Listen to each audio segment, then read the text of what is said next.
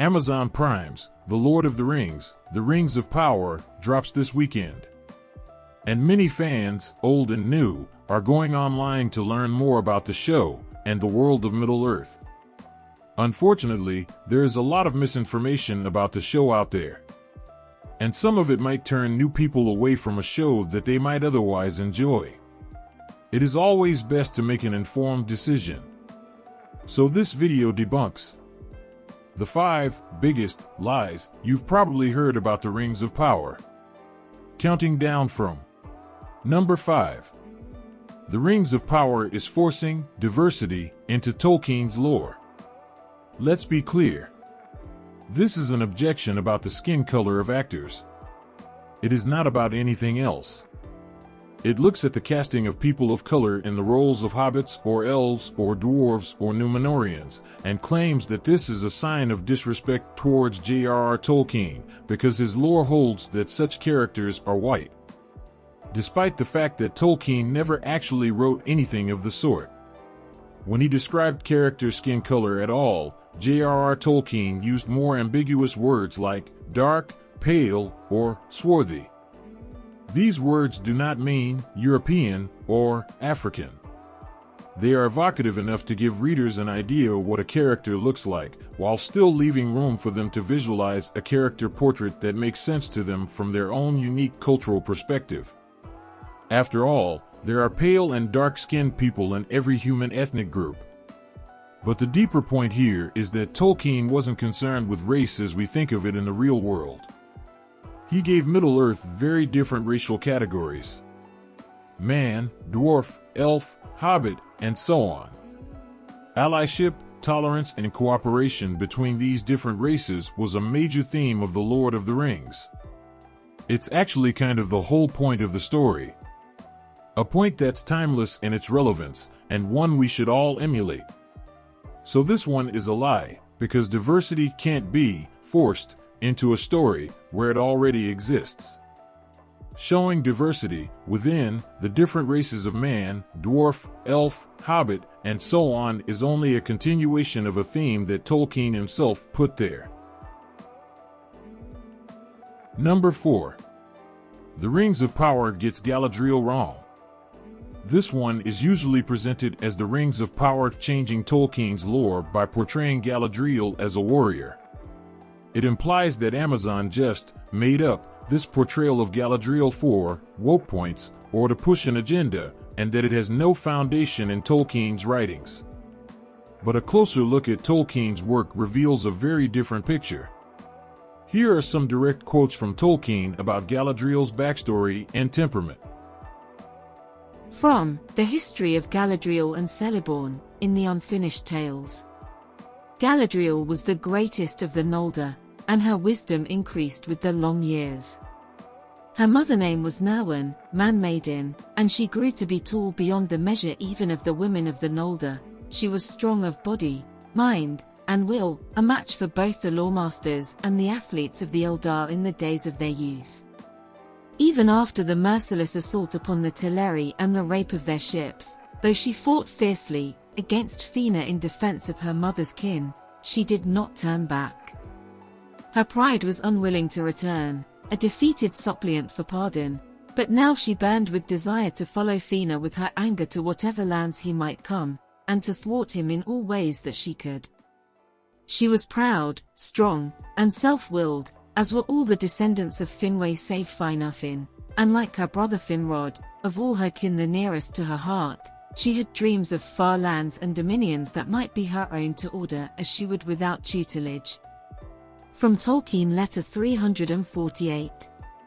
Galadriel was then of Amazon disposition and bound up her hair as a crown when taking part in athletic feats. So as we can see, there is a basis in Tolkien's work for portraying a younger Galadriel as a warrior woman. Now, there is nothing wrong with preferring the more ethereal, more traditionally feminine version of Galadriel that we see in the Lord of the Rings novels and films. The point is not that one version is better than the other. The point is that both versions are valid interpretations drawn from Tolkien's work. Galadriel is a complex character who grew and changed over the course of thousands of years of Middle-earth history. And the Rings of Power has chosen to focus on an earlier period of her very long life. Amazon didn't just make this stuff up about her for their own reasons. The precedent was already there in Tolkien's own words. Number 3. The Rings of Power fired Tom Shippey, and all their writers too. Tom Shippey is a renowned Tolkien scholar, closely associated with the Tolkien estate, who was hired as a creative consultant for the Rings of Power in the early days of development for Season 1.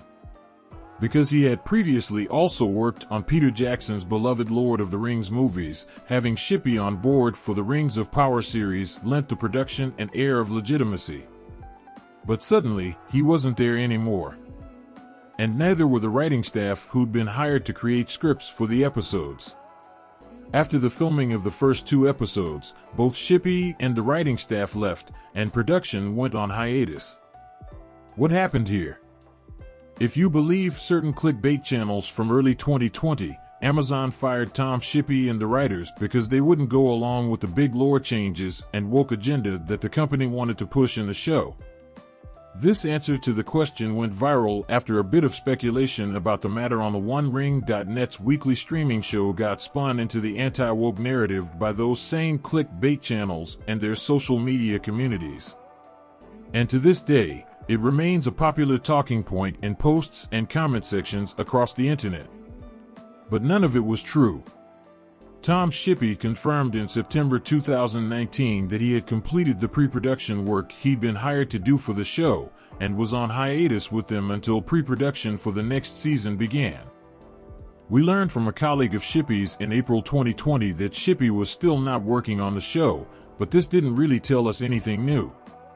To this day, neither Shippey's nor Amazon have said that Shippey had been fired. What about the writers and the production hiatus after the filming of episodes 1 and 2? It turns out that this was also perfectly normal. Jennifer Hutchison and several other Rings of Power writers confirmed in March 2020 that they were still working on the show.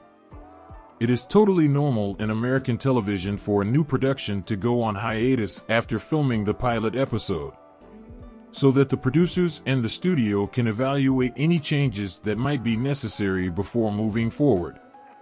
And this is all that happened with the Rings of Power. The misconceptions about Shippey and the writers were cleared up on the OneRing.net stream the week after the false claims went viral. Here's footage of the show's hosts correcting the record. Yeah, last week I speculated hard. I held my Palantir in my hand, and the Dark Lord Sauron maybe showed me things that had not come to pass.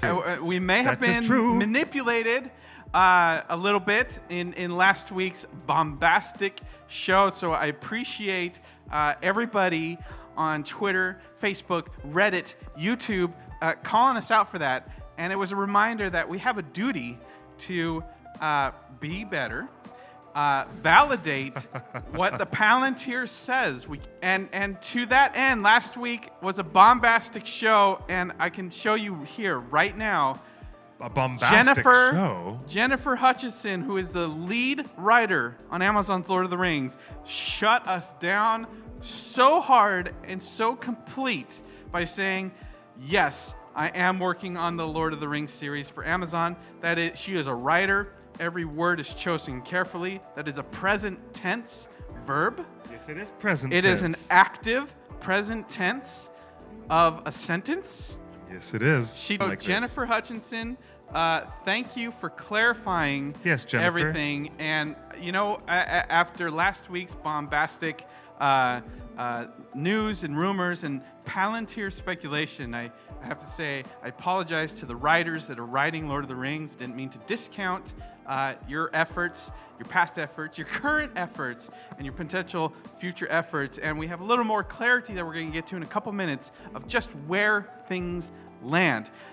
Justin, you already done that. And you know what? Thank you so much. To the writers of Amazon, I also apologize for co-hosting in that mischief. Interesting. True.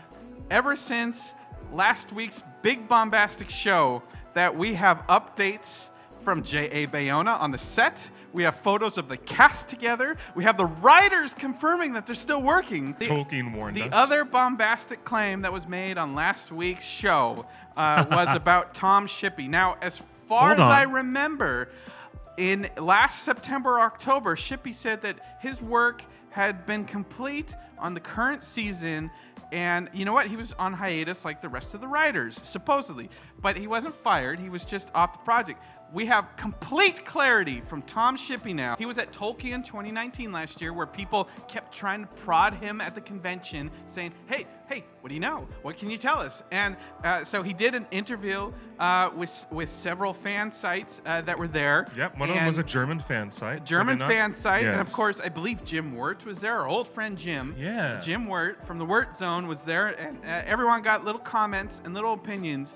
And as far as I remember, back in September of last year, Tom Shippey had said that his role had been completed on this part of the project, which means he's kind of off of it for now. Mm-hmm. He's on hiatus until they need him again, which is when the writers come back. So, so I just wanted to clarify where we're at. The writers have confirmed they're still on board and they're still writing. Tom Shippey has said, "Hey, I'm on hiatus too, but I might be back. And here's what the show's about." Now, Cliff, I was wondering all week long why was last week's show so bombastic, and why did it have so much farther of input than our normal show? Because we and Cliff, you wouldn't believe, we got tagged on YouTube by one of these things called a YouTube clickbait channel. And I guess there's a whole genre of YouTube creators that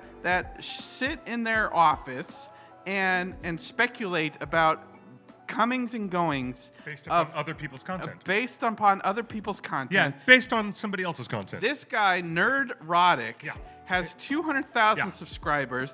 His video about our show has 80,000 views, which is more than this podcast even gets. And ironically, he has a huge audience, and he wasn't the only one. There were a ton of other of these kind of clickbait YouTube channels that just like picked up on our podcast and run for it. So the lesson for me is that we know people are watching now, and there's an ecosystem of content that needs to be created to fill the void that Amazon has created by not allowing anyone to post things. So we're going to be a lot more careful about, the speculation. And if we have a conversation here and it doesn't get posted on the onering.net afterwards, let's just take a breather. Don't post it as fact. We're just talking here. But we will make a better effort. It is normal for them to make an episode or two and then stop for a period of time. Pause, and review, then reassess, revise, and recast. For other people have said specifically, like Ellen and other people here in our live chat, saying it is impossible from a realistic point of view to get equipment, infrastructure, and people back to the island thousands of miles away from everyone else taking after a they have break left. is hard. So you lose talent. I had to ask, what is the degree of normalcy here? In terms of television, maybe I'll admit I'm out of my field, out of my depth, as we they all say. are. As kind of a mea culpa and to calm everyone's nerves about the writer's room, now that we've confirmed from the head writer that the writers are still there, I thought we would go through the writers of the show that have been announced and talk about their credentials and their bona fides and why you should respect them. We've got posts from the director, from the writers, from the actors, we got posts from everybody this week in the wake of the controversy. So I'm just going to let that sit now. Tom Shippey is still not back with the Rings of Power as far as we can tell. But this doesn't mean he's been fired. There are a number of possible explanations for this, including the fact that Shippey is nearly 80 years old and may simply want to quietly retire. So be wary of any clickbait source who claims he was fired for failing to be woke. It is not true. Number 2, The Rings of Power ghosted Peter Jackson. File this one under sort of true, but framed dishonestly. It has its roots in a clickbait headline that got blown way out of proportion. In the early days of development, the Rings of Power creative team reached out to Peter Jackson, director of the beloved Lord of the Rings movie trilogy, about the possibility of helping them with the show. According to his own account, Jackson replied that he would need to see a script before he could make a decision one way or the other. Amazon said they would send him some episode scripts, but never followed up. That was in 2018. No one made a big deal out of it until August 2022, when The Hollywood Reporter posted an article with a headline claiming that Jackson said the show had ghosted him. From there, many clickbait YouTube channels drummed up outrage on Jackson's behalf, latching onto the word ghosting and all its negative connotations. But the actual story is rather less dramatic than they want you to think it is. Let's take some quotes from the actual article. "They asked me if I wanted to be involved, and I said, that's an impossible question to answer without seeing a script," Jackson recalled. "So they said, as soon as we get the first couple scripts, we'll send them to you. And the scripts never showed up. That's the last thing I heard, which is fine. No complaints at all. I'll be watching it," he says. "I'm not the sort of guy who wishes ill will. Filmmaking is hard enough. If somebody makes a good film or TV show, it's something to celebrate. The one thing I am looking forward to is actually seeing it as a perfectly neutral viewer." So Jackson himself has no hard feelings about being so-called ghosted by the Rings of Power. And there is of course the other side of the story, from Amazon, which gives broader context. Amazon Studios responded to Jackson's comments with the following statement: "In pursuing the rights for our show, we were obligated to keep the series distinct and separate from the films.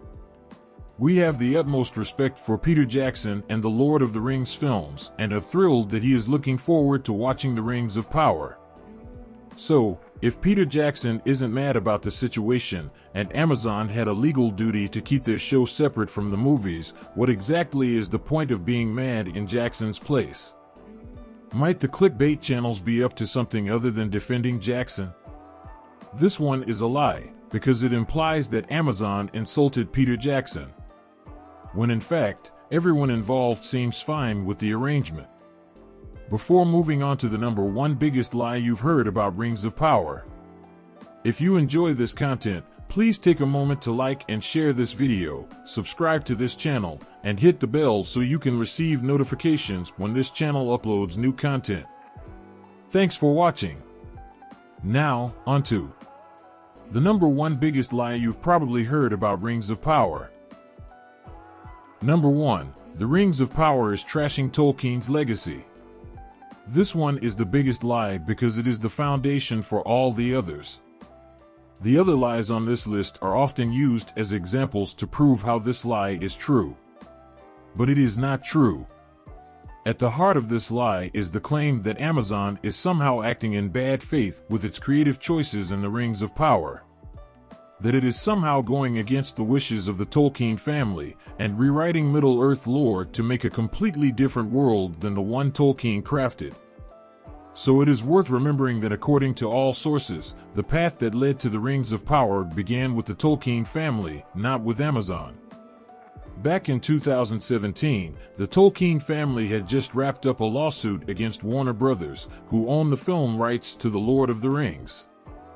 The Tolkiens had been upset at Warner for creating new content, such as video games, based on the movies. The estate felt that this was a copyright infringement that went beyond the scope of their contract with Warner Brothers.